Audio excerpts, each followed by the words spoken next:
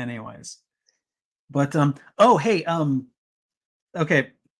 I was thinking about doing this at some point. It may Mhm. be a little too overboard, but tell me what you think. I just sent this live, by the way. Okay.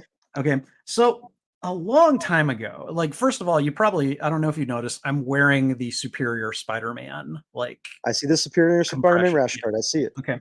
So a few years ago, I thought about doing this, and I have yet to do it, but I ordered some goggles with green lenses here, and and and as you can see, I look much more superior than that lame ass Spidey Librarian person. But yeah, I've kind of like tried to craft this Octavius personality and occasionally have him, take over the Spidey Librarian and just kind of like do things, but do them in his own egomaniacal Yeah. voice. Yeah. Kind of the "I will take over the world from you, peons" kind of personality. Are you So gonna get like a bowl cut wig to like to kind of wear? oh, that's a great idea. I don't know. Like whenever because I've considered doing that for like shorts, like doing skits or something. Hmm. And like really all I do is or all I've considered doing so far is just the goggles, the shirt, because Okay. I've got a short sleeve version of this shirt too. And then like maybe giving him actual gloves and like maybe a trench coat or something. I haven't contemplated doing anything with the hair. Okay. And then when I'm Peter Parker, because like you've got to have Peter Parker and Doc Ock because like they're both vying for control over Peter's body. Hmm. Like in my head canon, this version of Doc Ock was like a tiny little bit of his personality left behind from the Superior era, Yeah. and he just is disconnected from Doc, and so he just exists in Peter's mind, and he can't do anything. He can't take over Peter's body, but he can annoy him. And Hmm. so, like, he occasionally will try to get Peter to do things that he wouldn't normally do. And I just I figure the goggles and everything. I haven't considered the hair, but when I do Peter, it would just be basically me in a Yeah. different, I'd be wearing my glasses. I don't know, Peter in this skit would wear glasses because I do, but like I'd be wearing like a different Spider-Man shirt or something and just be Hmm. like, Otto, what do you want? Otto, what is your deal, man? Go away. I'm reading, kind of thing, So That'd be fun. That'd definitely be fun to see. yeah, yeah. Yeah, like yeah, definitely a bowl wig or haircut just to signify his look. And if you want to get classy with it, try to find like a cane with like an octopus on the top of a cane. It's like Ooh, to okay. become more regal. Yes, yes. I like that. I like that. Um, okay, all right. It's a thing I will think about and consider. So, all right, but yeah, I don't know. Maybe we'll have him take over for the news segment. I don't know. So. That'd be fun. All right. And I think at this point, let me just check. All right, doesn't look like anyone has shown up, but that's okay. I am gonna go ahead and just kind of get us started anyways. Let me just check on YouTube, make sure everything is going. It is. Okay, excellent. And in the comments, Martinez plays. How you doing? Good to see you, my friend. I hope all is well. And I think we're just gonna go ahead and get started. Okay. Um, you ready for this? I'm ready. Let's do it. Oh God, I've been wanting to talk Doc Ock for so long. And you'll see why. Hmm. My allegiances will become very clear. So, all right. So without further ado, here we go. Hey everyone, and welcome to the Webline, a podcast about Spider-Man and his amazing world. Here we discuss all aspects of our favorite web slinger in a fun, informal, but informative forum. I am your humble host, the Spidey Librarian, and this week I am rejoined by Aaron Garcia as we focus on another character spotlight on possibly my favorite Spider-Man villain of all time, Doctor Octopus. Aaron, welcome back to the show. How are you doing? I'm doing great. Thanks for having me back. I enjoyed my time last time I was on here. We had a Oh lot of fun yeah. talking spooky.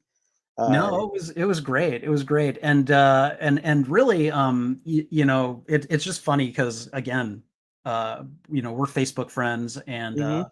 kind of met through Facebook, but like I see a lot of your posts. I like a lot of your posts, and we have a lot of kind of similarities going on. And you definitely know your Spider-Man stuff. So I I try. really, oh I yeah, try. I would say you succeed, Spider Dad. I try So, to. but Um, yeah, no, it's good to have you back. I am looking forward to getting into this with you. But before we do that, we're going to do a little bit of the housekeeping stuff. So let's go ahead and get into it. The web line streams on Sundays at 2 p.m. Central Time on my YouTube channel. Be sure to subscribe there as well as your favorite podcast service and leave us a like, review, and follow where appropriate. If you're on a service that doesn't carry the web line, let me know by shooting me an email at spideylibrarian@gmail.com, and I'll do what I can to get it pushed out to you. Finally, for those of you here on the live stream with us today, please be sure to thwip the like button and chime in with your perspectives in chat. The Spidey Librarian Patreon gives listeners and viewers of the podcast access to my small but growing community as I keep creating content about our favorite wall crawler. There's just one tier, the $5 Spider Society Citizen tier, which will afford members shoutouts on the Webline podcast and on my uploaded YouTube videos, access to the private patron feed featuring extra polls, behind the scenes posts, and media of me and my cat, Trouble, and a special role on the Spidey Librarian Discord server, Spider Society Citizen. More roles, perks, and possibilities will arise as we grow, including the prospect of early access to videos, patron-only videos and streams, and appearances on live streams and the podcast. So join the Spidey Librarian Patreon today and help grow our Spider Society Citizen tier into a full-blown Spider-Man community.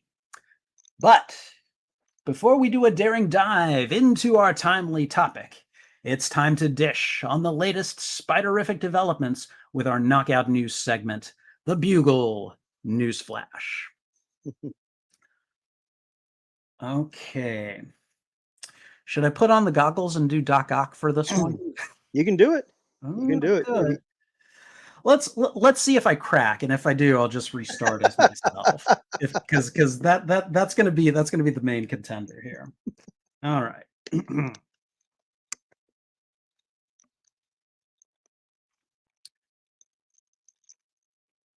Greetings, puerile peons. This is Doc Ock, and I have temporarily taken over the body of the alleged Spidey Librarian, and he wishes to do the news segment. I believe he calls it the Bugle Flasher or something like that. I don't know what his deal is. And we seem to be joined by a Spider Dad. Who are you? I don't know you. I am a spider dad, and I must comment you on your green eyes. They are very uh, bright. I don't know what you are talking about. I look like this all the time. Anyways, he wants to do the news, and I don't know if I want to. But I suppose if I've taken control of his body, and I do see this rather tidy little script in front of me, I suppose I'll do it. We've got a few news items. Let's get into it today. All right. So for our first news item, you worthless listeners, Spider-Man Beyond the Spider-Verse.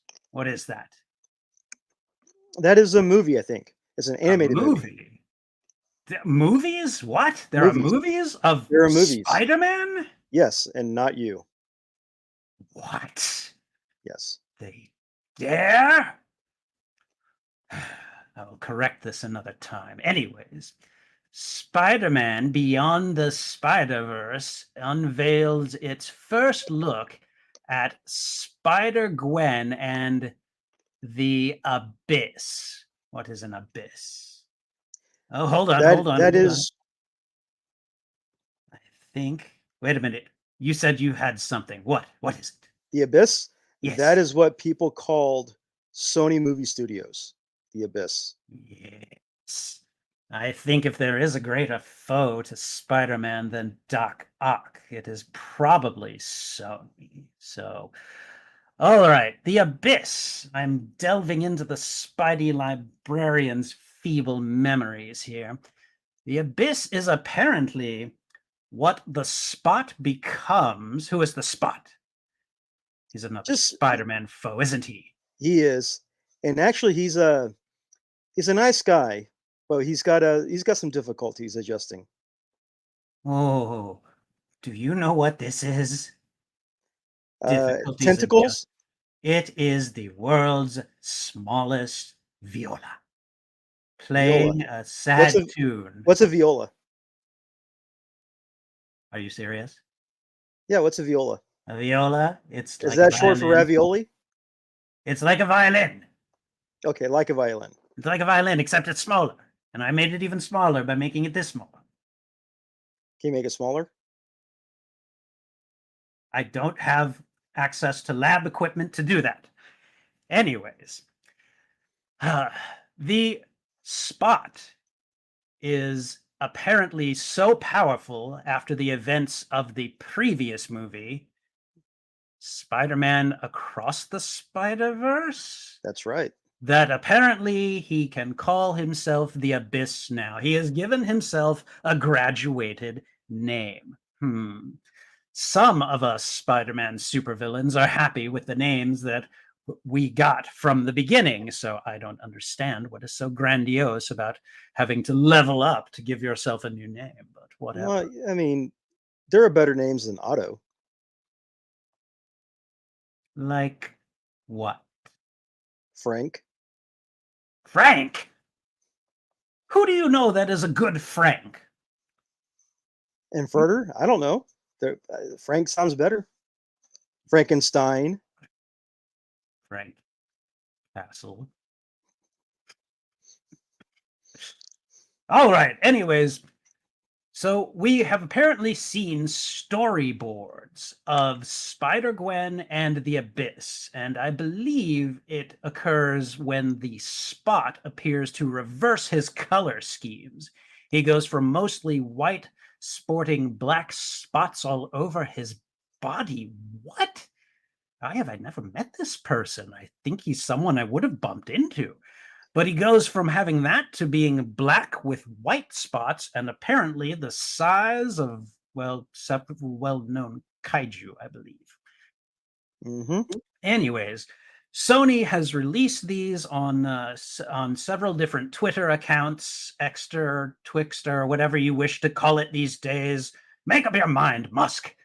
And we're going to move on from that news item. How am I doing so far? Do I make a good newscaster, Spider Dad?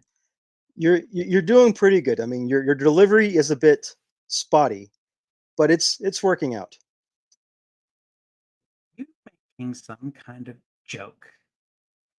Oh no, I mean, let's be frank. I would never make a joke about Otto. I am going to go full auto on you. All right. Automotive. We have a new trailer that dropped for the Ultimate Spider-Man comic, which is coming out in January of 2024. Now, are you aware, Spider Dad, of the premise for this Ultimate Spider-Man comic? Isn't this the one where basically Peter never died in the Ultimate Universe, and he grew up and he had the family with Ultimate Mary Jane? You are partially correct. He does have a family. However, this is not the same Ultimate Spider-Man from the previous iteration of the Ultimate Universe.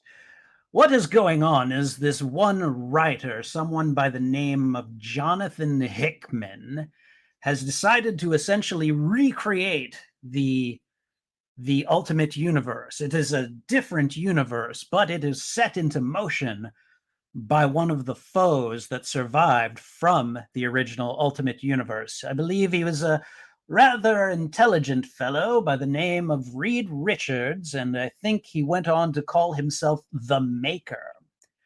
And Yes. apparently the Maker went and made a list of ways that he would change his universe and the things that he would do, and he tried to make a universe with no heroes in it. It sounds glorious. However, it seems that the wheel of destiny or the tentacles of destiny or whatever you wish to call them always seem to kind of push back and get into a familiar shape. So, while he originally took away the spider that bit Peter, he apparently was not able to take it away entirely. He simply delayed it so that he didn't get bitten until after he had married and had a family. And that is the premise for this Ultimate Spider Man comic. I have to confess, it's a pretty ingenious approach to narrative, even if I could have done it better if they would just hire me. However, I like the idea of this particular comic. Have you seen the trailer? I've not seen the trailer, but I've seen the still image of Parker with his family. It was a spot I saw on social media that looked. I like the artwork. Looked pretty good. They are a very nice looking family, aren't they? They are bunch of I gingers. I can't wait to ruin their lives. Anyways, we're going to move on. If you get a chance, watch the trailer. It's about a minute long, and I would say it's worth it. Definitely worth it. All right. So, Spider Dad, have you heard of a show that is apparently coming from Amazon, or at least we think it is, called Silk Spider Society? I have heard rumblings about that on Amazon. I hope it's true. It So has been in production, and apparently, even after all of the writers' strikes and the actors' strikes, all of those things getting resolved, apparently, Amazon, which had it in production, they are delaying it now. They are still delaying it, and they may bring possible legal action as a result. It seems to have brought them into conflict with the Writers Guild of America. It has something to do with the idea that they don't wish to agree to the kind of new terms and conditions that have been set forth and brought about by these strikes. And apparently, the Writers Guild has some not nice things to say about that. What do you think of that? well, uh, is this show going to be animated or is it going to be live action? Or has that been said yet? It That is a good question to which this is a rare instance, I don't have an answer. Hmm. If I were to hazard a guess, I would say that it is probably going to be live action. However, and I hate admitting this, but there is a possibility that I could be wrong. Well, let's say that you're wrong and it goes Mm, animated. And I would definitely like that because they could show more action uh, you are correct. with more of those things. We could get more better fight scenes, guest cameos without having to de-age actors or actresses to show up. I mean, heck, even your counterpart Molina could come in and they can kind of slim him up a little bit to make you look somewhat dead body-ish for that show. Who is Molina? You know, Al Frank Molina. They'll bring him in and they'll have him play Frank Octavius. Al And Franken is Molina? What? yes, yes, he was cast. Cast Hickman as wrote him what? as uh, as Frank Octavius. Who? What? Who is Frank Octavius? Is he taller than me? He's your replacement. You've been typecast. You've been replaced by Frank Molina. I feel you are messing with me, and I will I come at you for it. Maybe not I today, but maybe later. possibly there might be some inconsistencies with my story. I'm getting it from the Wall Street Journal. Uh, They say Frank Octavius uh, has rewritten lines. Well, I see that won't be the only Amazon property that will have a lawsuit on its hands soon. Interesting enough. Now, do you know that there are apparently other Spider-Man spin-off shows in the works at Amazon, at least until this most recent fiasco of news? No, I do not. The only other thing I know of is the trailer that dropped 2 weeks ago, or yeah, 2 weeks ago. So that's the only trailer I've seen is that one What trailer was that? for Madam Web. Madam Web? She has a movie. What? Yes, How long have I been gone? it's been a while. I mean, Oh, Groupon hasn't been having any good deals lately on thawing of scientists yet. So we had to wait. We had to let you cook in there. hmm. Spidey Librarian, you will let me out to play more often. He All needs right. coupons first. Anyways, anyways, there are apparently at least one other show. I believe there is a Spider-Man noir show that has been rumored to be in the works as well. So hopefully Amazon will get off of its rear end. No, no, no. Sorry. That was dialogue below a man of my intellect. So hopefully Amazon will get off of its pathetic posterior and get back to making good Spider-Man content. Will Nicolas Cage be involved in that series for Spider-Man Noir? You never know. I hope so. I mean, he's fought robotic animatronics. He's fought cult leaders. I mean, he's even rescued the Declaration of Independence. He can do anything. Ah, yes, I've seen that one too. It's very, very good. Yes. All right, final news item.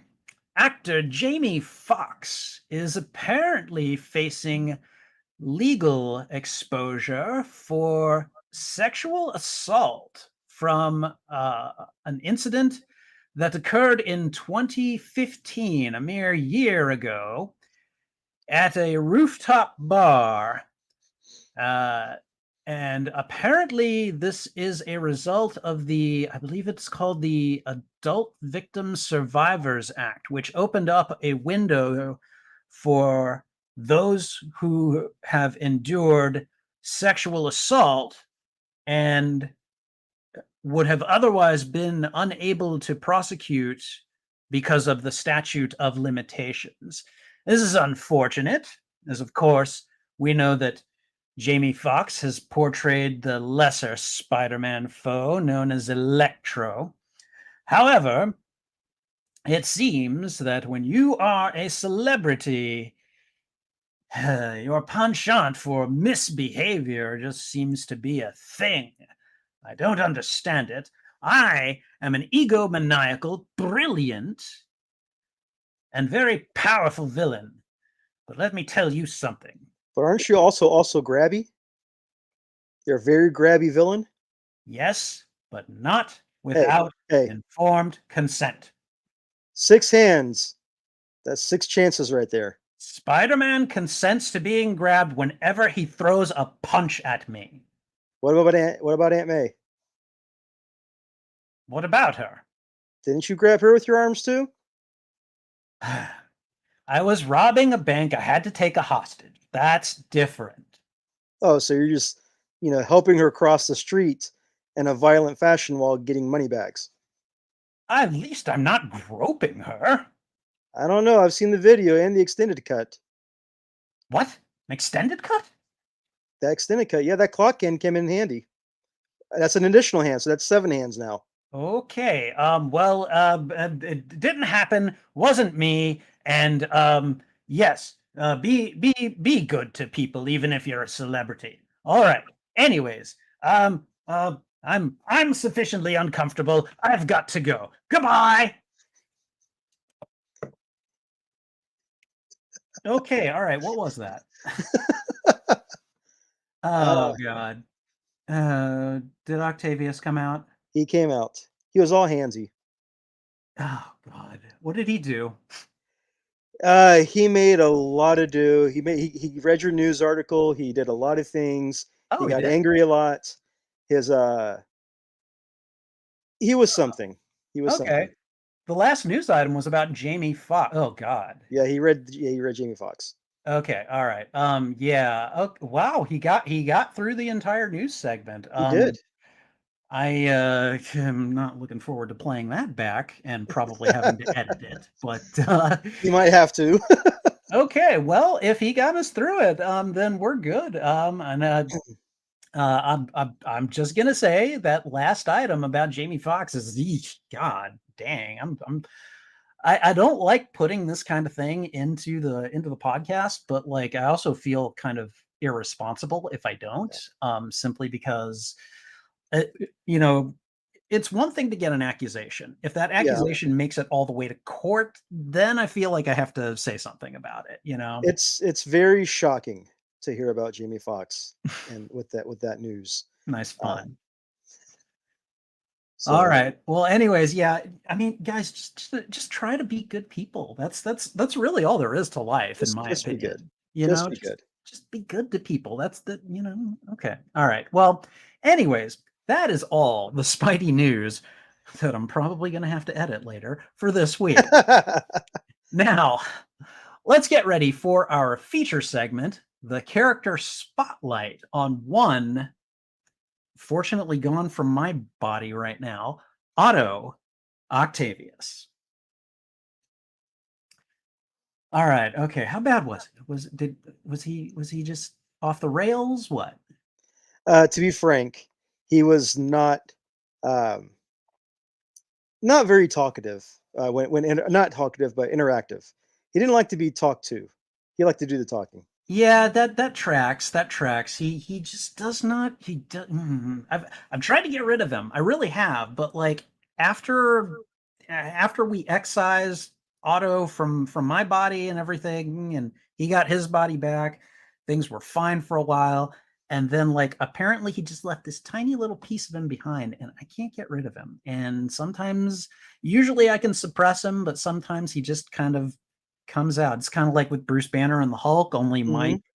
only my my big green guy just kind of is just there and whiny and likes to pretend that he's all big and bad when he's not, while the rest of him is out there causing havoc. So, All right. Well, let's go ahead and get into this. Okay. When I began watching and reading Spider-Man, there was so much about this hero to be fascinated with. His powers, his struggles to balance his costumed identity with his personal life, and the outlandish and expansive rogues gallery that plagued him. Every issue, every animated episode, and every movie and video game. Spidey's villains have undoubtedly been a large part of the enduring interest in the wallcrawler, and one of the most interesting and enduring of them has been Otto Octavius, infamously known as the brilliant and egomaniacal Doctor Octopus. Aaron, I've pretty much made my stance on Octavius known at the start of this podcast. He's pretty much Spidey's greatest nemesis, in my opinion. Do you want to take a moment and give your own introductory take on the subject of this character spotlight? Sure. As I'm thinking about Doc Ock, I'm reminded that while physically he's not an imposing foe to Spider-Man, No. mentally he is. Yes. And he's one of those villains that he doesn't have to have the physicality or the physical intimidation to be a villain. That his mind can do the work for him, just as long as he's able to follow through and cause havoc. With his inventions, with his insight, and most importantly, with his grabby hands. He Yes. has those appendages, weapons, uh, whatever you want to call them, at his side at all times. Sometimes fused, sometimes he's able to take them off, depending on which version you're reading. But those things become a part of him and are honestly more well known than he actually is. His arms are more recognizable than he is in most instances. So And I'm uh, sure he would love to know that. he probably would. Probably wouldn't like that. But uh, he's one of the few ones that whenever I was diving into Spider-Man when I first got into it, that I didn't see him as a threat because I'm like, oh, who is this green and gold potato with arms who's gonna fight Spider-Man? I mean, come on. And then you see the covers and you read the stories and you see the art and you're like, okay, he does pose a threat. He can pose a threat. And just through all of the iterations of him, I think what stands out in most people's minds is the epic fight scene in the second movie, just Oh to yeah. show how great he can be. How street level fighter he can be if needed be, and that was amazing. Yeah, and I mean he's one of those villains that like I mean we've talked before about how like big Spider-Man's rogues gallery is, Yes. particularly when we covered it during the scary villains Hmm. episode. But like it's interesting because like there's a lot of them, but really there's only like 3 that are considered like his true threats, the big nemesis, the big arch enemies. Yeah. And generally it comes down to Green Goblin, Yeah. Venom, and Doctor Octopus. Hmm. And the interesting thing about Doc Ock is one, he's actually on of the 3, he's Spider-Man's oldest foe. Yes. Um, No, wouldn't that be Vulture? no, of the Oh, 3, okay, those three. Okay, of sorry. Venom, Green Goblin, and Doc Ock. He's the oldest one because see, I think he appeared in Amazing Spider-Man #3. Yes, he did. I think you are correct. I think Vulture and I think the Tinkerer appeared in Amazing Spider-Man #2. So, Yeah. but essentially, it's easy to write him off too because you're right. He is just a man who happens to have the mechanical appendages. But I remember when I found the like when I finally got my hands on like an image from like one of the very first issues of Amazing Spider-Man, Doc Ock has got each of Spider-Man's limbs, you know, caught up in his tentacles, and Hmm. he's just literally like just like slapping Spider-Man around, and I'm just like Spider-Man just looked completely helpless, and I was like, He did. Yeah. "Whoa!" Like that was a very kind of shocking thing for me to see at the time. I was probably like I was probably a teen or a tween by that point, and my interest in comics was really starting to grow. So when I finally found that image, I was just like, "Dang, Yeah. this guy's kind of a badass." But yeah, he really is one of the greatest.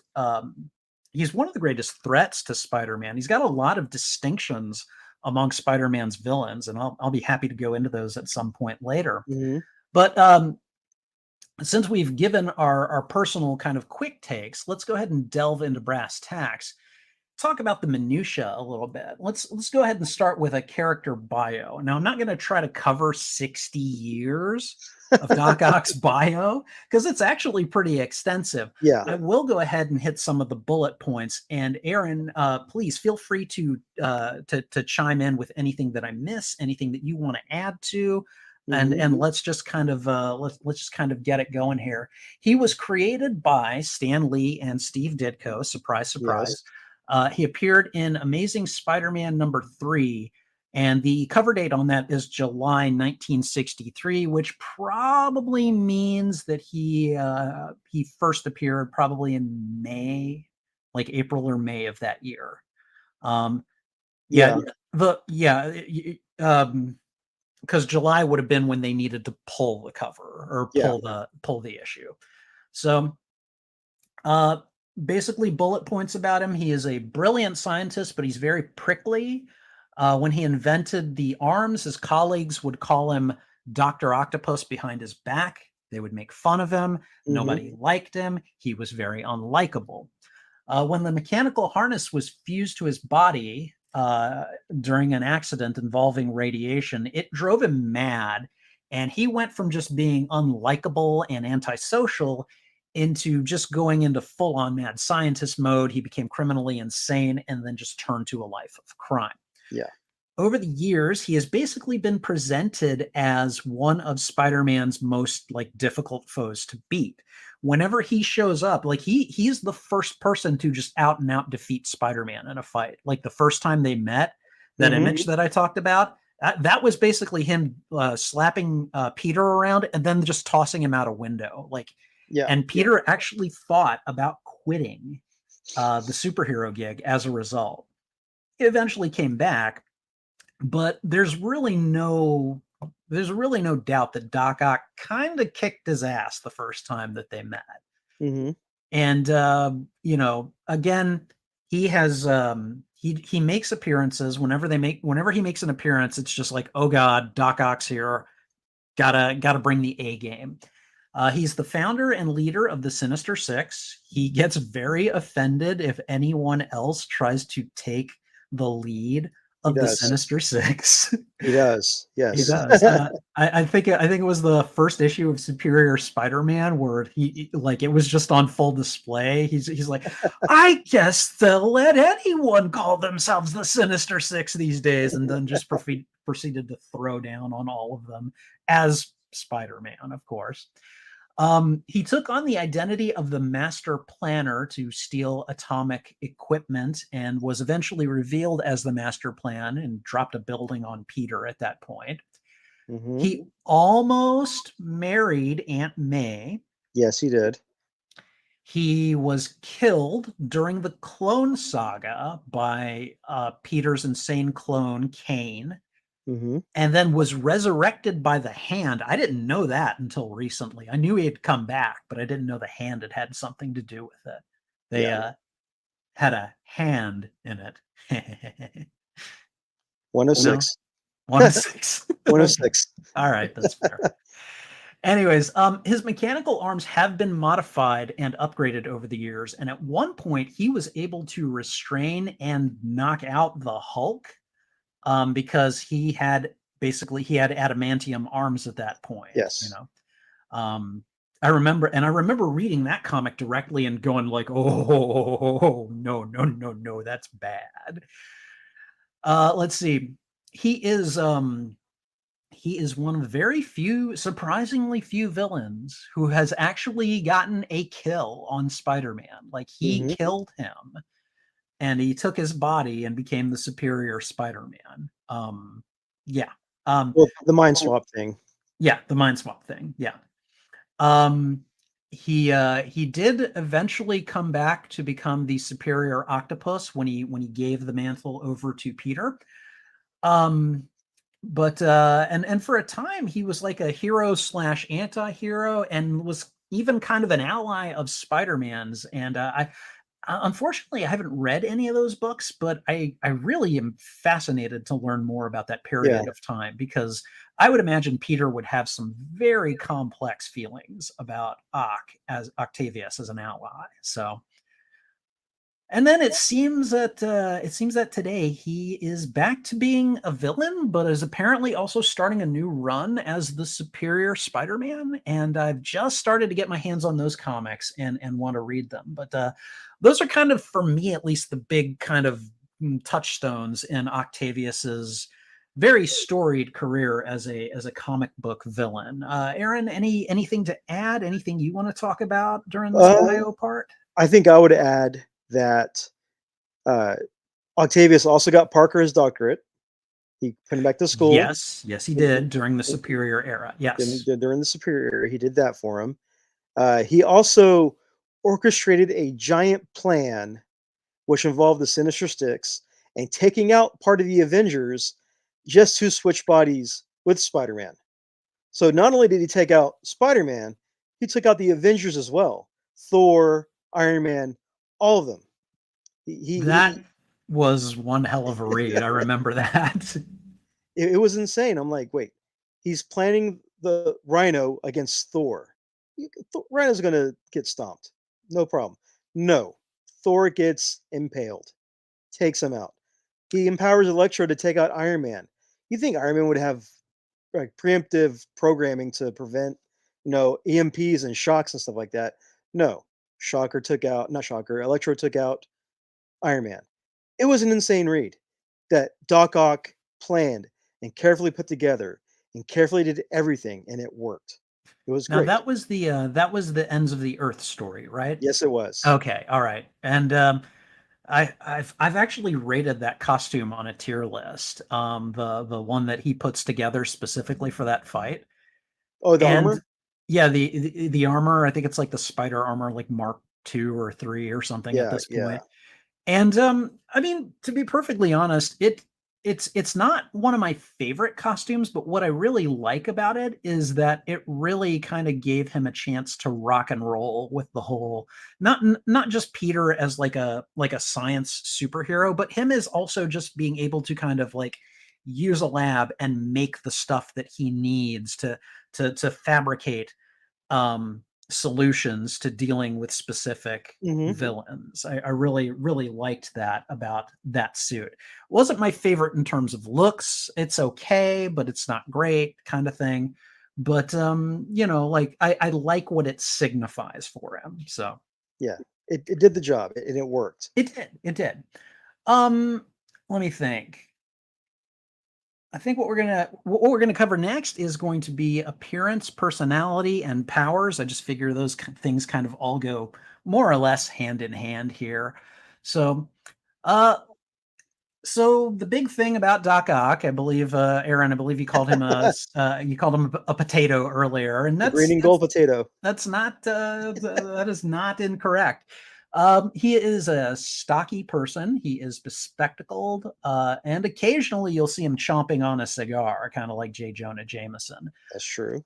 Um, Spider-Man has also occasionally made fun of his bowl cut hairstyle. I believe we talked about bowl cut wig. If Yep, you know, um, he wears a lot of green jumpsuits.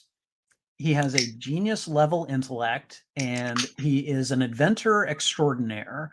he He is. does on the regular kind of what Peter did for that one time with in Ends of the Earth, where he like Yeah, just made up his own costume and his own personal kits for for fighting his foes. Doc Ock does that like on a much grander scale and usually has uh, bigger plans going on. But let's see, he does. he's got the ego to go with his intellect. He does. He is very abrasive and off-putting and very cold at times. I've seen some of his interactions with people that he should be close to, and it's just like, dude, why did you say that? Does not care. Like when it comes to his obsessions, he does not care. He does whatever he wants. His mechanical arms allow him to entangle and grapple his opponents. They've defeated Spider-Man on multiple occasions. Sometimes Spider-Man can wiggle around him or get out and get to Doc Ock and punch him with take advantage of that glass jaw that the green and gold potato has. But That's right. sometimes he just can't do it. And he's a mad scientist slash genius type of villain, and so he has those kinds of schemes. He's good in a fight, but where his threats usually originate is basically from his mind. He's usually got some even bigger invention, some thermonuclear or world climate changing, machine apparatus, network, whatever you want to call it. Hmm. And he's usually like that's usually where the threats come from. Initially, they were more small scale. He was just a very kind of one-on-one personal difficult fight for Spider-Man, but the writers have kind of evolved him over time. And he's I mean I like the direction that they have taken. What are your thoughts on all of this? Uh, so it depends on which version of Doc Ock we're going with. I mean, original comic version is stocky. He had dad bod before it was even a thing. He was he, Yes. he was a superhero with dad bod before it was even a thing. But then you have him in like the '90s animated cartoon, which I think is everybody's personal favorite. They made him bigger. They made him like in shape. He was, he had the typical physique of a superhero or villain. And He then did. the comics, he went back to being pudgy. Ultimate version, he was in shape. He had the physique again, like everybody else did, and that's in that series. Uh, it really depends. As far as his fighting style, he heavily relies on his arms. He heavily relies on the arms and the tech to help him out. I know he'll throw tricks out, like he'll throw bombs or he'll throw distractions.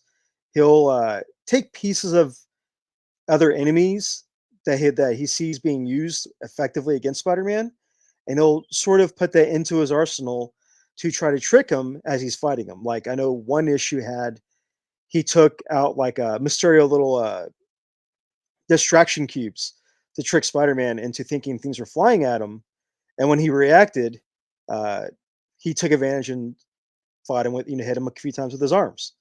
So Yeah. Doc is very smart. He's very uh, calculating when it comes to himself. When he's working with a team, he puts everybody in front of him. He calls them all his pawns. He lets them get taken out or lets them do the beating, and he'll come in last minute to get the scraps if there's any left over. So he's very meticulous in basically having other people do the work for him if he can have them do it for him. He's kind of the ultimate kill stealer too. Yeah, In the sense that like I think at one point he saved Peter's life because um I think the vulture had poisoned him and it was going to kill him. yeah, And I think Octavius came in and saved him. And basically his entire reasoning for doing this was that no one gets to kill Spider-Man but me. Basically, like that was yeah, his entire yeah, reason. You're like, no, no, no, no, no, Toombs, you old fart. You do not get that honor. That is an honor that is mine only. Which is really funny because Norman Osborn has had a thing or two to say about that yeah. too. That's So, true. That is true. and they've actually talked about it. Like, I think it was during Superior Spider-Man. Norman basically said, "You killed him, didn't you? And you took his body over, and I'm a little pissed off at you for that." You know, That's true. um, but it's just I don't know. It's really interesting that it's interesting not only how his personality, but also how his design has evolved over the decades. And again, like the scale, like he's Mhm. gone from being just a personal threat to Spider-Man to being just I'm a world level threat now. And Yes. I think that's really cool. So behind the scenes, couple of things that I was able to find out or just kind of surmise, but the entire creation of Doc Ock is, and I'm having a hell of a time just imagining this. I'm quite amused by it. But like Stan Lee has basically said, well, we were sitting around creating characters, and I just wanted to have an image to go with it. And so, we were going through, and I was like, okay, I want to call someone the octopus. Like that was the entire thing. He came up with the animal and then just kind of designed the concept or the character around that concept. I can see that. Yeah, and apparently that's a very common way of them making characters back in the day. So it was just really funny because it kind of showed that there was not really much more to Doc Ock at first other than his arms and being just like a threat. In fact, strikingly little attention was actually given to Doc Ock's backstory until the 1990s. Yep. Um, there was much more focus on him just being a very tough opponent in his appearances. It's because of Doc Ock and that fight that Captain George Stacy ended up dying. Yeah. It's because of Doc Ock that Spider-Man got his first defeat ever. It's because of Doc Ock that Peter nearly went crazy at the thought of him marrying his Aunt May. Just for all these different reasons. But like, and they give him a little bit of development but not backstory. Um, as they started to evolve him, like I think at one point after he experienced defeat at the hands of Spider-Man, like Octavius developed an acute fear of spiders, like that he hadn't had Yeah. before. And so it's just kind of one of those things that they try to keep doing something with him, but eventually you have to go into the backstory. And I'm just astounded that it took them like 30 years to actually tell stories about like a younger Otto Octavius. I figure that would have happened well before the 90s. And I've actually got the issue, at least the issue that I know to be the one that delves into his background. In fact, Hmm. I think you can see it behind me. It's Okay. the middle one. Hold on, I'm gonna go get it. Hold on.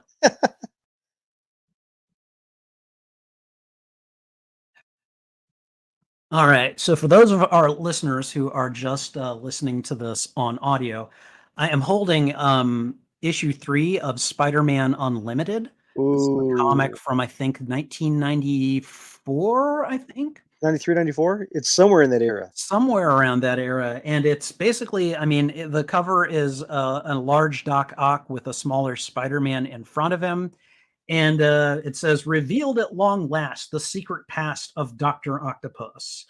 And it have you read this one, Aaron? I vaguely remember that because I remember I read the Spider-Man Unlimited stuff because that was the intro into the Carnage, Yes. Maximum Carnage storyline. Yes. So I did read a few of the Unlimited stuff. And I remember, I know I kind of like to refer to him as Kingpin Octavius because that's when he wore like the suits and the ties. And he was very just like the Kingpin a lot more. Uh-huh. So I do remember that. So we've got a comment in the live stream from YT user. I kind of got the feeling that Doc Ock was a warning not to meddle with nature, chasing shortcuts instead of accepting that things take time and hard work, and that's all there is to it. That is definitely one way to interpret it. It is. One of the kind of big uh, comparisons to Spider-Man of Doc Ock usually is the idea that Otto Octavius is what Peter Parker could have become if Peter did not have like a nurturing kind of family environment, if he had not been raised with the kind of morals that he grew up with because of his Uncle Ben and his Aunt May. And it does go into it a little bit in the story where you find out that Octavius was a bully, or I'm sorry, he wasn't bullied. He was bullied He like was. Peter was. Um, he was brilliant like Peter was. And he had a terrible, terrible domestic life, unlike Peter. Yes. And his dad was vicious and violent and bad tempered. And whenever Octavius got beat up in school, the dad would actually haul off on him and try to get him to man up, basically. Not the kind of situation that is going to make for a lot of good decisions, I think, as you grow up.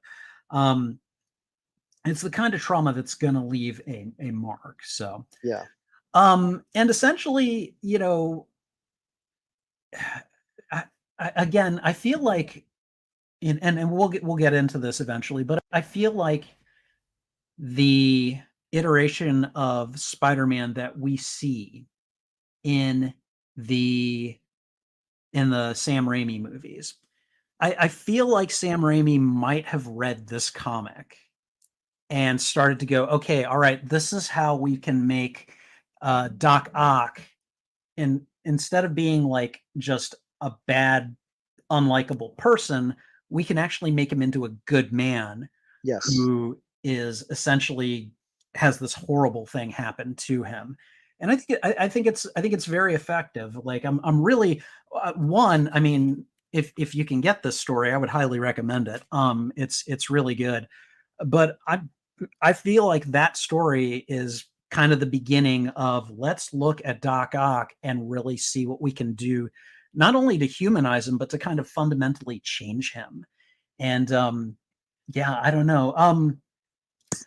Any thoughts on kind of the behind the scenes aspects of Otto Octavius at this point, Aaron?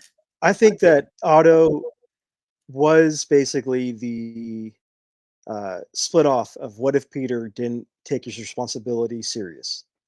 Otto took shortcuts, looked out for himself, Hmm. only himself. Uh, Besides the age gap, they both had the same trajectory. They both have brilliant minds, Yep. physically abused in school, uh, hard uh, parental figure life. While Otto knew his parents, uh, Parker knew his aunt and uncle. He grew up with them. Right. So they had the similar thing. And even in the end, they both have monikers named after eight-limbed animals. So that so the similarity is always going to be there with them. But the I difference love. is Oh, the go ahead. Go I'll ahead. say the difference is that A, Parker's younger and he looks out for everybody else. B, he's got a better barber. You know, he doesn't get the same bowl cut every 6 weeks. It's it may be a cheap haircut, but it still works for Parker. Right. It's not the bowl cut. Uh, and three, Otto went after Aunt May. I can't forgive that. That's just no. You can't do that. No. I know cougars are one thing, but Aunt May's not a cougar. She's like the grandpappy mountain lion. You just don't go after that. You stay away. She's old. I mean, you can only do what you can do in the name of. I think the reason that Doc Ock did it is because like he was looking for some kind of treasure that was buried under her house. He was a literal gold digger. Okay, you can talk about Aunt May being a cougar all you want. Octavius is a gold digger. What was her curfew? 5 o'clock in time for Matlock and bingo. She couldn't do much. Every breakfast was wheat cakes. I mean, I would imagine her wheat cakes are really good. Okay. Probably dry, but still, that's just You you never can't do that. know. You never know. I mean, Peter liked him, so. All right, let's talk about Octavius's impact on Spider-Man media. And again, I feel though like this is probably the area where we can talk the most about this character. Um, Comics historian Mike Conroy has called Doctor Octopus one of Spider-Man's most persistent, enduring, and dangerous foes. And I feel like I feel like all of Octavius's early appearances definitely reflect that. The Yes. fights are always close. Usually, it's Peter is like sick or something, or there's just something else going on. I think there was one issue where he suffered short-term memory loss, and Octavius like took advantage of that to tell him that they were Oh, I remember partners that. or something, I remember and that. I got remember them to that. work together for like one issue or something before Peter got his memories back. It was like, hey. But I also, there have been many takes on this character. And I'm not just talking about like, I mean, we can talk about the movies, and I know Yeah. we will. There's the Alfred Molina take, there's the Catherine Hahn take from the Into the Spider Verse movie. Yep. But you've also got, like you mentioned, Ultimate Doc Ock. There's the Doc Ock from Spider-Man Reign. There's a specific version of Doc Ock from the Year One story that from a few Hmm. years ago. There's the Earth 65 Doc Ock from Spider-Gwen's universe that I think we've only seen like one or two uh, panels of, but Yeah. apparently he's got like an actual octopus or something. It's just all kinds of weird. So there have been a lot of takes. People obviously really like this character and consider him iconic enough that they want to do different interpretations of him. Hmm. I guess what is your favorite interpretation, and what do you feel about Ock's impact on Spider-Man media in general? Ooh. My favorite interpretation would probably be that's kind of a tough one. Yes, it does. I'm gonna have to go with the '90s animated series, and I Really? Okay. and All and I'll right. say that because in that one, they made him have a short temper, so any kind of like misstep, like a joke gone bad, anything would just set him off. I remember like Spider-Man shooting webbing in his eyes, set him off. Spider-Man Yeah, I can totally see that. making a joke about his pickle colored armor, set him off. Just Pickle colored random arm. the random things that he said or that would set him off in that show was hilarious because he would just get so angry. But then you have to remember that this is Doc Ock. This is like, you know, potato bod stuffed in armor Doc Ock getting angry and upset. And it's a kind of adorable too because he can't do anything about it really without his arms. And he's just like grimacing and getting angry in the face. So that's Oh, probably why. YT User actually makes an interesting comment here where he says, Doc Ock is also just a man with some tech fused into him, right? Yeah, He's a rarity of sorts compared to other supervillains who have special powers and abilities like Green Goblin, Sandman, Venom, and so on and so forth. And the interesting thing is that, yeah, like Octavius has that tech fused to him. Um, and he's had it taken away from him. But apparently, he can like kind of control it remotely, which I yeah, also found to be fascinating. Um, did you watch the Spectacular Spider-Man animated series? I did. I Okay. love that show. That show was great. One thing that I loved about that show, first of all, that Octavius is probably not my favorite, but he's definitely one of my favorites. Um, but one of the things about it is that yes, he could control his arms, Yes. from a distance, but they didn't have a battery pack, so they couldn't work. And I was That's like, true. that is a brilliant way to short circuit that plot device that makes complete and total sense. At least the first time. He'll probably build something into it later so that that doesn't Mhm. happen again. But yeah, no, it's funny too because I've started kind of dabbling in this tabletop RPG. It's the Marvel Multiverse tabletop RPG that's been put out earlier this year. And Okay. one of the traits that Octavius has is something called tech reliance, which basically enables him, instead of getting knocked out, to just lose access to the tech that he relies on and live for another round and try to restart it or something like that. Um, but it's interesting because a lot of Spider-Man's foes actually do have this trait. Mysterio has that trait. Shocker, I believe, has that trait. Well, Um, can't Shocker take his stuff off? He takes the gauntlets off. he can take them off, but he doesn't have any powers without them. Yeah, he doesn't have the yeah. You know, and so it's just funny because yeah, he is one of those people where it's one of those rare cases of this isn't just something he can take off. True. And so I find that to be I feel that's a really interesting point That's a about good him. point. And that So brings me up with a question. okay, How does he update his infused tech? Is there an iOS update? Does he use Apple? I mean McAfee? he Does he have probably McAfee on it? yeah, he probably mucks about with the code. He I don't know, he probably, designs new firmware and does a firmware update. Um, physically, I mean, he can just take the arms, like take the skeleton of the arms and modify the metal True. coils around it. I don't know. It depends on the writer. Like they can basically say whatever they want. Yeah. So Not just any writer, but a code writer. yes, yes, you got to know the code. You So gotta know the code. probably my favorite iteration of Doc Ock is, oh God, there are just so many good ones. I gotta give a shout out to the 2018 Marvel Spider-Man video game Doc Ock. It's Uh, funny because I feel like there are some people who've said that is the best iteration of Doc Ock ever. I'm not sure I agree, but I definitely think he's worth mentioning because he is so vastly different from comic book Doc Ock.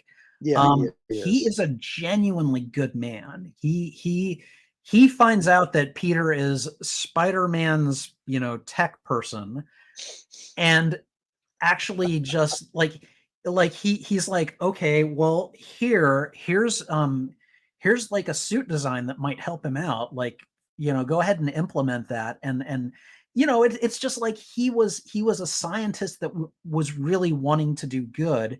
Hmm. And then because of have you've played Spider-Man, right? I have not, but I have read what happens and I have Okay. seen clips, so Okay. I know what happens. Because of what happens, he's basically experiencing muscle degradation, essentially. Like, his body is starting Hmm. to fail him.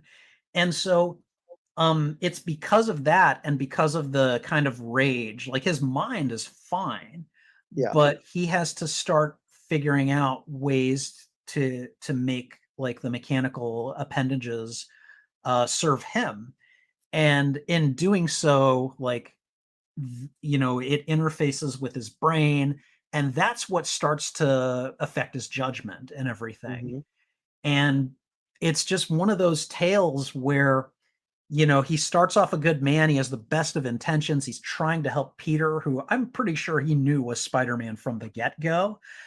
But as conflicts with Spider-Man escalate, he tries to keep it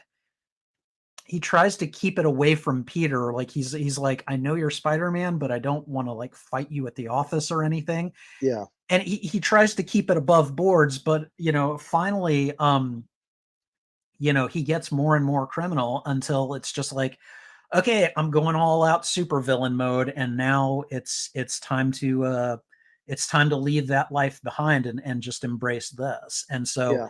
um he's really, like, he really is a tragic character. He's someone who starts off great and then he just falls from grace. That And sounds like the second movie, Doc Ock, because yes, he had best intentions. yes, he did. And I feel like I mean, they obviously drew very heavily from Alfred Molina's portrayal of the character, because, and again, like, he is probably my favorite iteration of Doc Ock. And I Hmm. think one of the reasons that I like him so much is that he is just that vastly different from the comic book character. And you and I are both comic book nerds, okay? Yep. You know how people can react to differences in a character. And you would think one of the first things I would have been like was like, this guy is way too different. He's not a good Doc Ock. But, like, I like that they made this fundamental change, and really, I feel, made it work. Like, this is a guy who was even more similar to Peter than the comic book person. Yeah. He had there are no signs that he had a domestic abuse when he was growing up. No. He's married, he's got a good life, he's found love, he is a teacher, he is happy to be Peter's mentor. And then terrible things happen to him, and he just, he's not able to, um he's not able to get around those circumstances, No, he's not. He unfortunately. is not. And I feel like that was a really good interpretation of the character. Like, he still had that kind of vicious sense of humor, which is something Hmm. that Alfred Molina really wanted He did. when he agreed to portray the character. He wanted to be saying, like, mean things and being a real villain. But they gave him a much, I feel, a much better backstory than he got in the comics. But I also feel like that backstory was partially inspired by what they gave him from the comics. Hmm.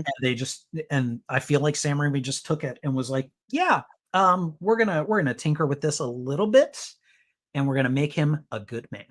And Yeah, it we're was gonna just make like, him a oh tragedy. We're gonna yeah, make him a tragedy. make him a Well, I mean, tragedy. speaking of Raimi, he had Spider-Man fighting Doc Ock above his bed. His mom hired a painter to paint Spider-Man originally, but then on the other side, he had him fighting Doc Ock on his bed. So Really? there's a picture of his home where you see the mural of Spider-Man, because he has a mural of Spider-Man, Uh-huh. which everybody knows about. But on the other side of his room, there was starting to be a Doc Ock mural that was being put into place that he has some pictures of. So Raimi was a big fan of Doc Ock, and that was his main villain that he always wanted to cast was a Doc Ock. I And think I don't I might have found this one on Wikipedia, but apparently Raimi had originally wanted Doc Ock in the first movie, mhm, but he did not want to do a third origin story. no. And so like originally it was going to be Doc Ock teaming up with the Green Goblin, which I mean I have to admit on the surface that does sound pretty cool. But I get I get the decision not to do that, Yeah. and I do think at least I'll totally cop to coming from a biased place here. I really do think that it was smart and really kind of worthy of the character to give him his own movie. Well, I think they took that idea and they put that in the Ultimate Universe because in the Ultimate Universe, originally, Doc Ock was Osborn's like chief scientist. And so when the explosion that Yes, happened that created Green Goblin yes, also created Doc Ock. yes, And there's that kind of bitter rivalry in the comic in that Ultimate series where they were kind of like acknowledging or Osborn basically acknowledging that his accident caused Otto and he feels responsible for Otto. At the same time, Otto feels not betrayed, but more you did this to me. This is all your fault. right, And while yeah. I hate you, I hate Spider-Man more. Type of uh, way of thinking. So I do remember those. Do you And remember how things fell out from them near the end of the Death of Spider-Man story from the Ultimate Universe? Do you remember what happened? oh, it's So didn't Osborn take him out? yeah, Osborn totally killed him. Yeah, that's what, Like Octavius was because the six had broken out, yes. and Norman was like, "All right, let's go get him." And Octavius was like, I'm not going to do that. He's like, I've had a change of heart. I'm going to just try to be a good scientist. I'm going to try to learn from all of this. And you guys, if you really want to pursue this vengeance demon, go ahead. It's not for me anymore. And Norman was like, I'm sorry, what did you say? And just fricking killed him. And I was like, I dang. remember because this was like during the whole Ultimates versus the Avengers thing that they were going through in the Ultimate Saga. So you had like Fury's team versus the Ultimates team, and they were going back and forth. And then Spider-Man gets shot by the Punisher, but he's swinging home to save Aunt May because the Sinister Six are over there. Right. And then Torch and Iceman are staying with him, and it became like a big brawl. The Yeah. six really versus the three, but they take out Iceman and Torch, and it Yes. becomes the six versus one Yes. type of fight. Yes. And it was a great story. But yeah, I remember Oh, so vaguely remember Osborn taking out Otto at the end. it was just one of those things. I was like, well, this is going to end with one of the two of them dying. Yeah, So, yeah. I'd also like to take a moment to talk about the iteration of Doc Ock that we got from Into the Spider-Verse, Olivia Octavius. And first of all, were you surprised at that reveal? Like, did you see it coming, or did you not? I had a hint of it Uh-huh. only because of the what's the game? Was it Shattered Dimensions where you fight Doc Ock's granddaughter in the future or something? Was it If 2099? if that's where it happens, I haven't gotten to that part. I never completed Shattered Dimensions, It's either Shattered unfortunately. Dimensions or it was the Edge of Time. One of the Okay. two games. And Okay. and you fight a Doc Ock character in the future, so it's gotta be 2099, All right. and she's female, and her name was Olivia.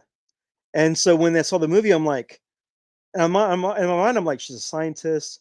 It's Olivia. There's no way. There's no way they're going with that." And when the arms came out, I'm like, "Oh, okay, that's a good twist." I had hints, I had a feeling, I had a sense that's where they were going, and I'm glad they went that way. It was because it was a lot of fun. Oh man, I just remember watching that reveal. I don't think I saw it coming.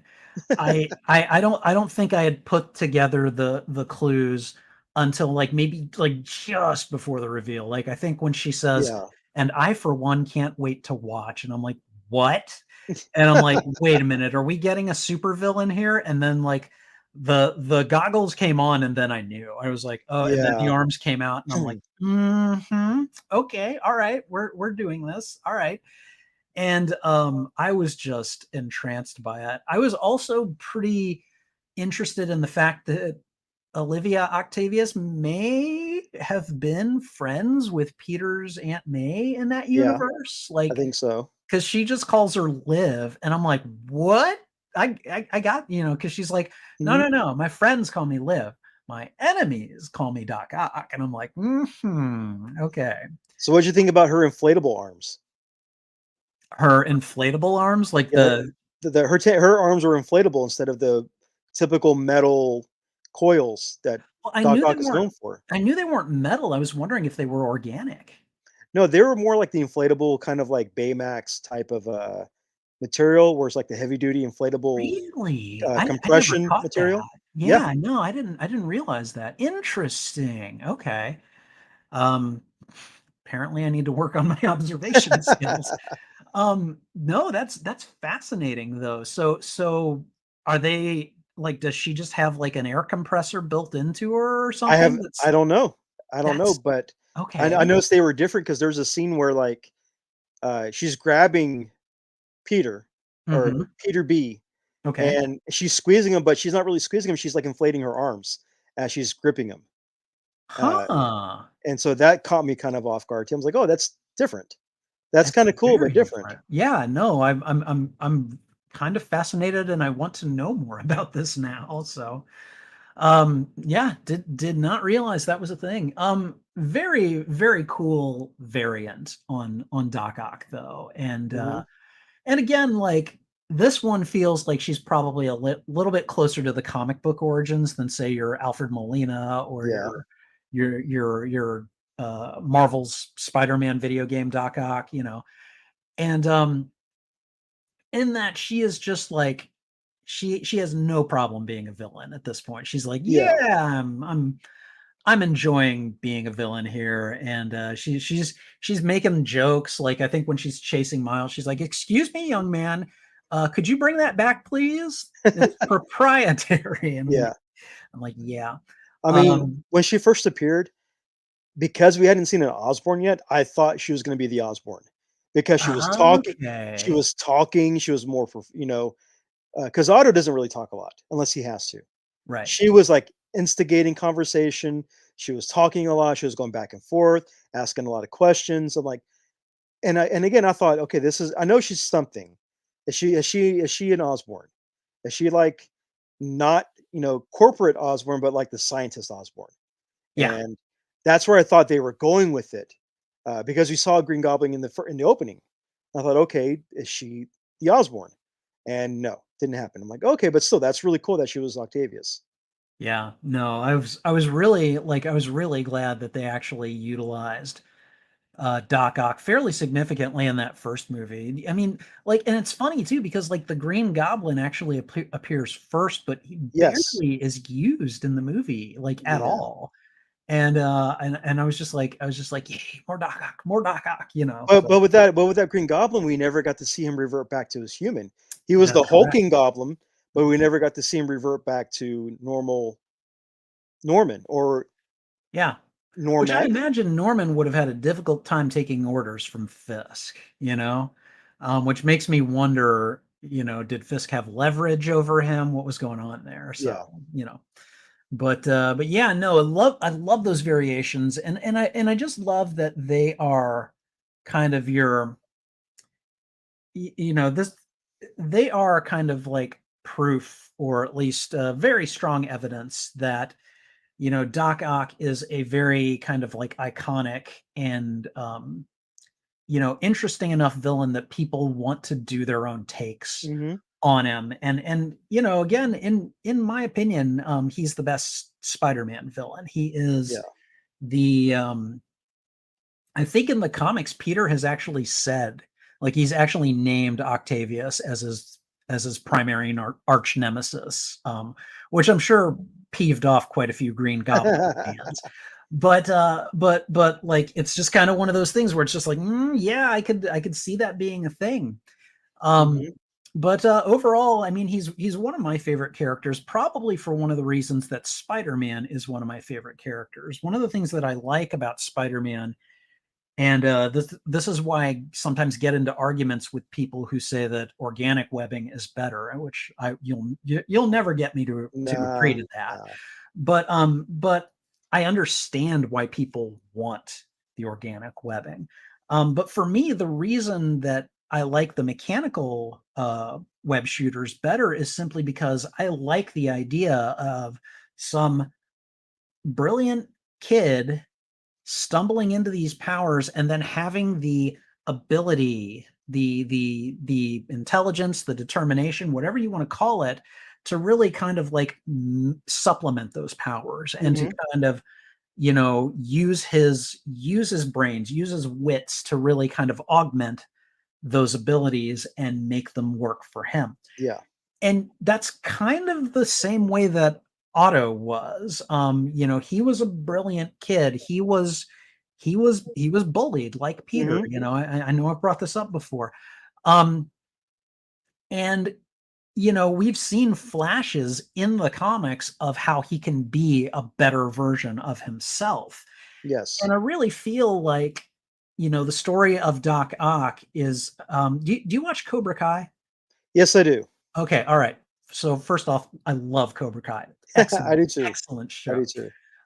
And as soon as Daniel and Johnny went to his dojo to fight in the first season, like to kind of like, once and for all settle, Yeah. who would win. I was like, I want these two to be friends. I want these former enemies to become friends and allies, and I want them to like have each other's backs. Like that's the kind of thing that I look for. Mhm. And I don't know if we're ever going to get that in the comics with Doc Ock, but that's kind of how I see it. I kind of see Spider-Man as Daniel LaRusso, and I see Doc Ock as Johnny Lawrence, and I want these two who have had so many reasons to hate each other and so many fights over the years and everything. And I want them to like, I want them to, even if they don't become friends, they at least they reach an understanding and they're just like, okay, I respect you as a person. I'm not going to give you grief anymore. I don't know if we can be friends, but and I kind of, I guess for me, I feel like that's one of the reasons that I love Octavius as much as I do, because I really see a good like kind of final redemption story for him. And I Okay. really would like that to happen. And maybe that's just me projecting, but there's a lot of other stuff in there for me that makes him my favorite Spider-Man enemy. And that's kind of I guess my final take on the character. Okay. What is your kind of final take on Dr. Otto Octavius? My final take is that Doc Ock is the perfect, not brute force villain, but more of the brainy villain that is equal to Parker. He's the one who um, that can go toe to toe mentally and scientifically against Peter. Physically, he can flip a coin, but Right. mentally they are, dead even. And not many people can do that. I think the one thing that saves Peter's that gives Peter a better overall outcome is his ability to get under Otto's skin with his jokes and quips, which throws Otto off his game Right. because Otto is very by the book, by the note list, by everything. He sticks by that, and if he gets taken off of that, he loses focus, doesn't know what to do. While Peter can react a lot better, but still, when Peter loses focus as well, he stalls until he figures out a plan. While Octavius kind of just throws a fit, gets angry, tries to use his arms to destroy, and then tries to reset. So mentally, he's Spider-Man's greatest foe, uh, and that's I think what makes him a great villain, uh, and the Spider-Man lore and the Marvel lore. and overall Marvel lore. So Yeah. I think that's it. So I got to ask, where does Doc Ock rank in your like list of villains, your favorite villains? Where does he rank? Are we talking Spider-Man villains, or are we talking villains like from anywhere? Spider-Man villains. Okay. I mean, if I didn't make it obvious already, he's number one for me. He's number Okay. one. He's one of the few Spider-Man villains that has actually killed Spider-Man.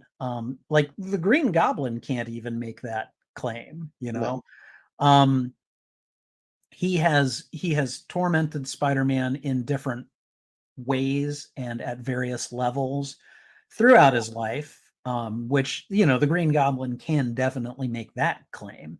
Hmm. Um, and again, even though he isn't like a friend of Peter's or he isn't related to Peter, there's still a same side, or I'm sorry, different sides of the same coin ness to them Hmm. that really I feel stands out and makes for good narrative potential, like good storytelling possibilities. And he's just the guy. I would say the Green Goblin is a very close second. Okay. But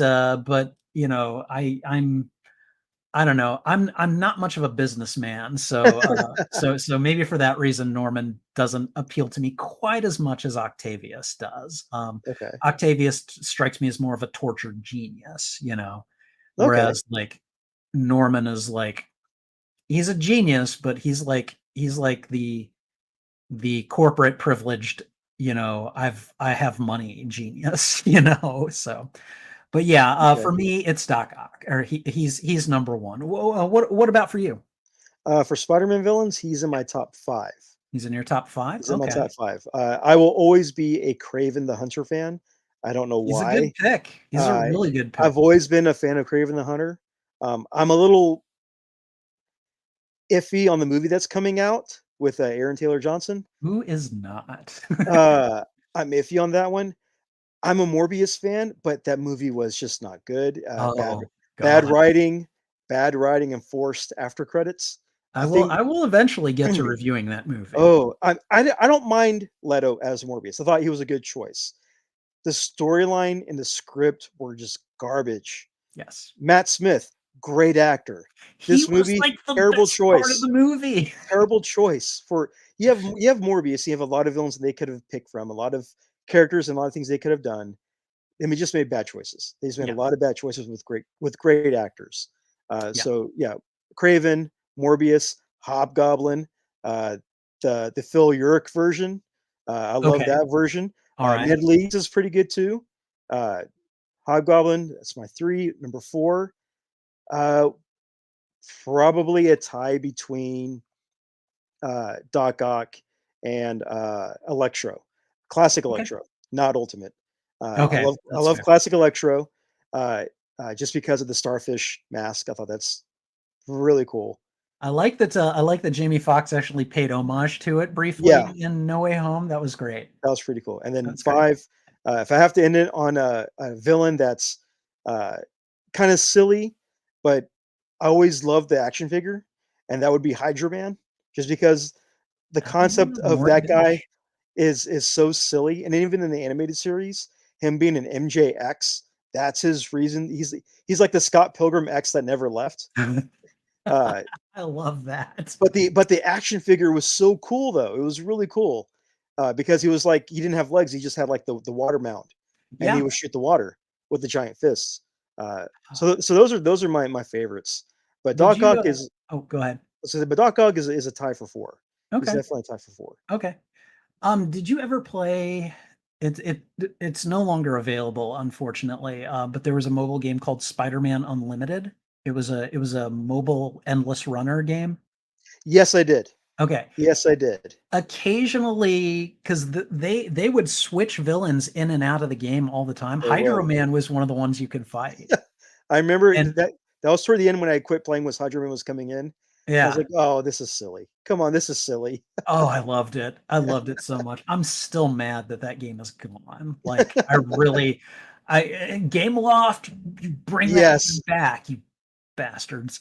Um, but but yeah, no. Doc Ock is usually very highly placed among Spider-Man's villains among fans, simply because he really is good. You know, like Yes. Stan Lee may have come up with him as just kind of being designed around the concept of an octopus, but man, they really gave him top billing whenever he came around. So Yeah. people really liked it, and people actually started to interpret him once Stan Lee left the book. So That is true. you That know, is true. all right, and that closes out our character spotlight segment. Thanks again to Aaron Garcia for rejoining me for this take on Dr. Octopus. It's always good to have you back on the show. Do you have any parting thoughts before we get to the next segment? Uh, Read more Doc Ock books. Go find them out there. Superior Spider-Man. Go read that series. Great. Spider-Man Team Up, or not Spider-Man. Superior Spider-Man Team Up is a Yes. fun read. That one's really good. And if you could find some of the old Ditko classics like Amazing Spider-Man volumes, the old newspaper rags, or the old original prints that are black and white, those are always a fun read, especially with classic Spider-Man stories. Yeah. Yeah. And certainly oh, excuse me. I would I don't have a subscription to what is it? Marvel Unlimited. Oh, The the digital Yeah. stuff.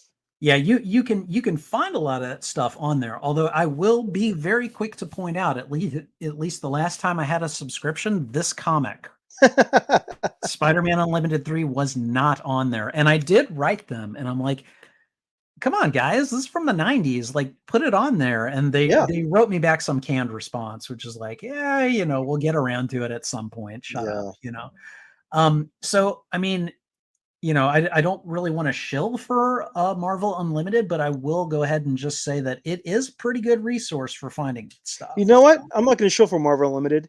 If you want to read these classic stories, visit your local library. They should have some trades. They might have some single issues. And if they do not, I highly suggest the half price books. Find those old paperbacks, find those old things, give them a new home, give them new life. You will find some great treasures and Spider Man treasures there.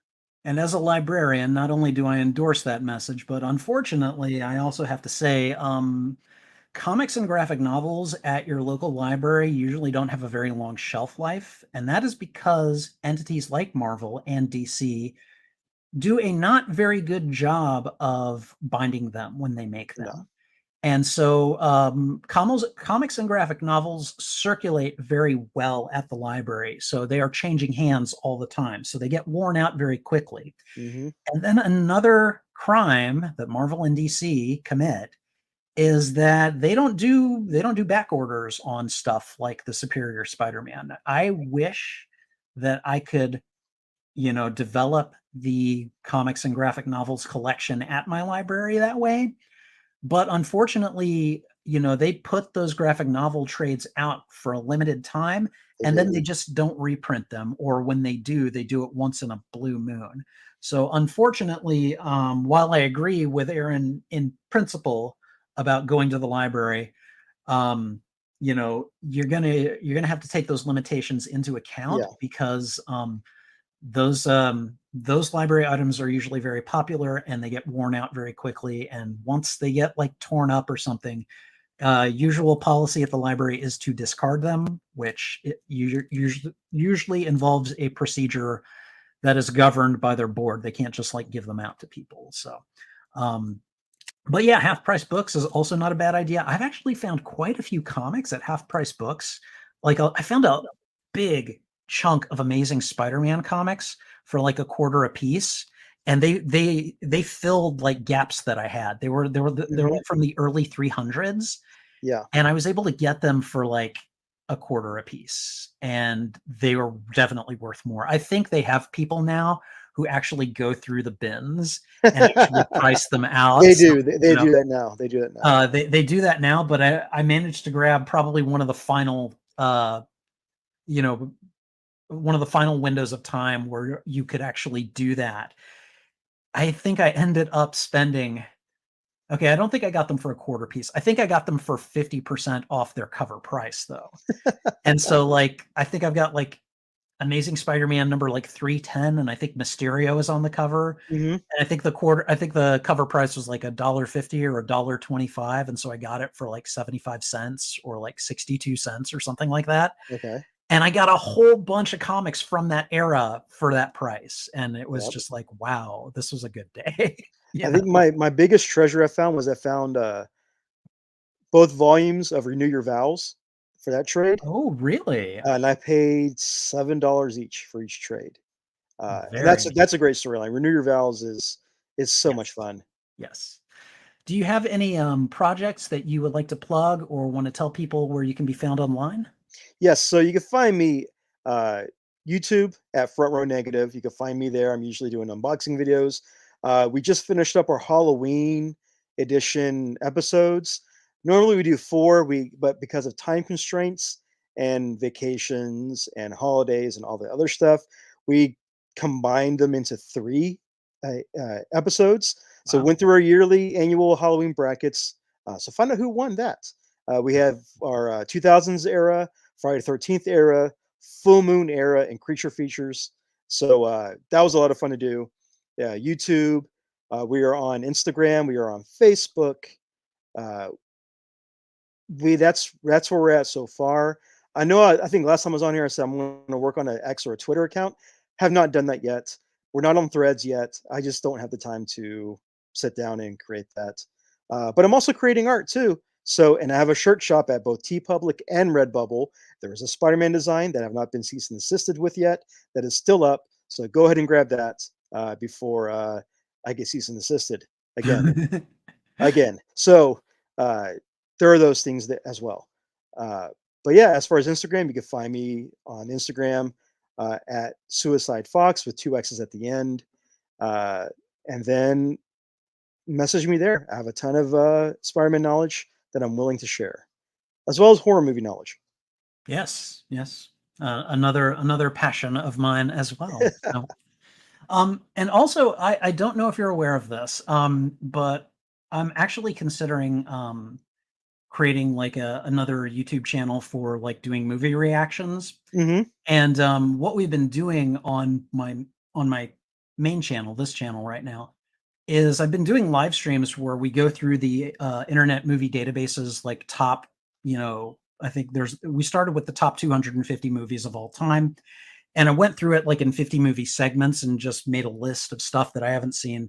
But, people stop in and they make suggestions too, and what I've started doing now is I'm doing the top 50 and I'm narrowing it by genre. So, like, we've done the top 50 animated and then the top 50 sci-fi movies, Okay. and so, I'm holding votes on the next one, which I may do tonight. I don't know yet.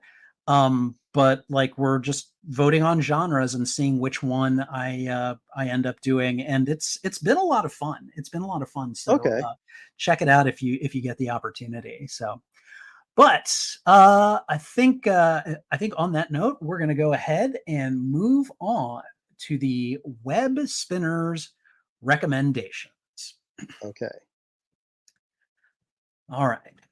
For this week's Web Spinners recommendation, I'd like to recommend Jim Butcher's The Dresden Files novels, especially in audiobook.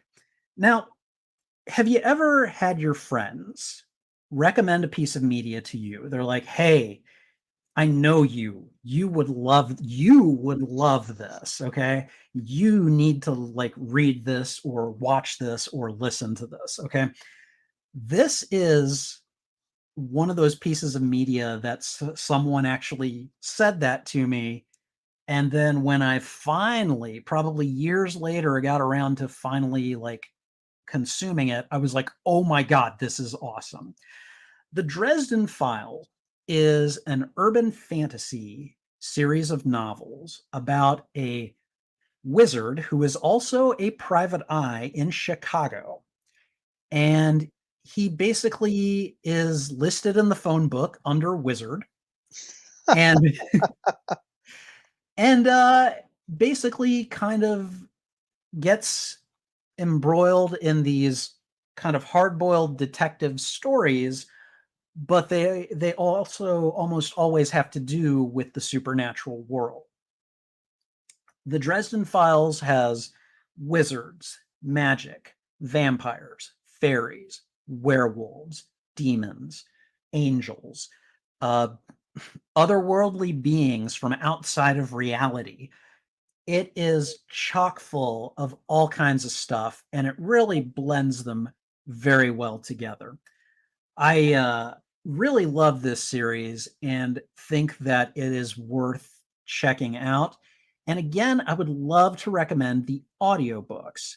The audiobooks are narrated by James Marsters, who some of you may know as Spike from Buffy the Vampire Slayer, and he is amazing. Highly, highly recommended. There's about 20 books out in the series now, and I don't know. I would I love them. I live for the moments that Jim Butcher puts out another one. Hmm. Hopefully, I think he said recently that he may have the next novel like finished by this year. So hopefully we'll get it by summer of 2024. Hmm. But it it it fits the kind of urban fantasy milieu that I like. It has my kind of sense of humor, and to top it all off, Jim Butcher has written Spider-Man before.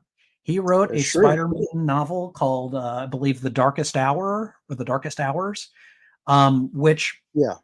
was before Spider-Verse and after he had killed Morlun, and it involves him and Black Cat fighting off two of Morlun's siblings that have come after him. Hmm. Again, this is before Spider Verse and all the Inheritor stuff that Marvel decided to go with, but highly, highly recommend the Dresden Files.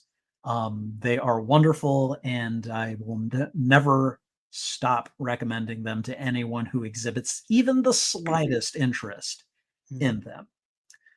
Aaron, do you have any media recommendations this week for my listeners to read, watch, play, or listen to? Ooh, yes, I do. So we talked Spider-Man on here. We talked We Doc do. Ock. We Mhm. talked about the movies. We talked about the video games. We talked about the comics. Yes. Uh, but what's even better than just talking about them? Get to play as them. And for a while, since HeroClix, everybody remembers HeroClix, they were fun. They kind of died off. They tried to come back. Nah, not really. They're fun, but let's be honest. You're paying 25 bucks, and who you're going to get? You're going to get Paste Pot Pete instead of you're getting your Spider-Man, or you're going to get you know Ultimate Electro instead of getting somebody else that you really want to play with. Right. There's a tabletop game series called Marvel Crisis Protocol, and I'm a big purveyor of playing tabletop games. I believe it brings people together. It makes you strengthen your math skills, your reading skills, your strategy, all of that. Crisis Protocol, you buy these miniatures, you paint them up the way you want them to be painted. And if you want to have a Spider-Man that's got the inverted colors of the black and red, you can do that. It's all up to you. You can buy these little base sets and play with your friends, play with your family, all of that. Like lately with my son Parker, Spider-Man plug, I we've gotten into a similar game called BattleTech, where you buy the robots, you paint them up, you play them, and he has grown into, in being able to uh, do math better in his 9-year-old mind because of Nice. that type of strength of reading, calculating the math, the multiplication, all of that. That's part of the game. Crisis Protocol, very similar to that, but you get to paint your own miniatures of Marvel characters, and you can even watch videos on YouTube of people painting their characters with amazing detail. So I highly recommend that stuff or that game set. It's a lot of fun. I've seen the little sculpts, I've seen the variations. Uh, it's just something that I would recommend because gaming brings people together. And tabletop gaming will bring people together. Have a drinking party, have a coffee party, game more, and read more too. I like that. I like that a lot. Very cool. I've heard of Crisis Protocol. I've never had the opportunity to play it. Do they come with their own miniatures or Yes, they come with okay, their own miniatures. You okay, can buy individual ones if you want specific ones. You can buy sets, like you want the X-Men set, which comes with, I think, 3 or 4 X-Men, plus 2 of the villains. You can do that as well. okay. So they can come in either in single packs or multi-packs, and then there are people who bought it, didn't like the game, and sold lots of the minifigures off with the little cards that you can buy and just repaint or use them, from the internets. Interesting. Okay, very cool. Um, yeah, I've actually been trying to do a Marvel tabletop program at my library. Mhm. And what I've been doing is I've been collecting, like I've been going on eBay and buying lots of like old hero clicks Yeah. and some of the like the what do they call them? The nano metal figs. Oh, okay, yeah, like from, like, the They're about Warhammer the and stuff like that? yeah, they're about the same size as the Yeah. HeroClix, so those work out as well. And, yeah, you know, it sounds like Crisis Protocol is doing its own thing, and I really like that, so I'll have to give it a shot at some point, so I mean, even if you don't play the game, the miniatures look really cool, and then you can put them on your desktop, you can put them on your shelf as, like, a display item, but they have so many different options that you could customize yourself that makes the game fun. So, that's why I recommend it. The creativity behind it and the gaming part of it, it's just a lot of fun. nice. Very cool. Thank you very much. And I believe that brings us close to the end of the show. If you enjoyed this episode of The Webline, please be sure to like and subscribe to the podcast on my YouTube channel, simply named Spidey Librarian, where I also maintain a playlist of all podcast episodes. The Webline is also available on audio services, so when you see us on Spotify, Stitcher, Apple Podcasts, or another such service, please leave a review, rating, and where possible, follow us as well. You can find me on my socials under the name Spidey Librarian on Threads, Twixter, as I'm calling it, Instagram, Facebook, WordPress, and Twitch. Finally, if you'd like to shoot me an email, you can contact me at spideylibrarian@gmail.com, where I'll be happy to hear your thoughts, rants, and ideas. You never know, your email might be featured in an upcoming episode. Next Sunday, December 3rd, will feature another retro review of a Spider-Man film. Join me next week along with two returning guests, Lewis Films and Diane Maynard, as we review and dissect the 2012 film The Amazing Spider-Man, starring Andrew Garfield. What do we think of this Spider-Man film? You'll have to join us next week on Sunday, December 3rd to find out. Thanks again to Aaron Garcia for coming back and doing this episode with me, and thank you for listening. Until the next episode, I'll be wishing you a good day. Right, bye. Bye.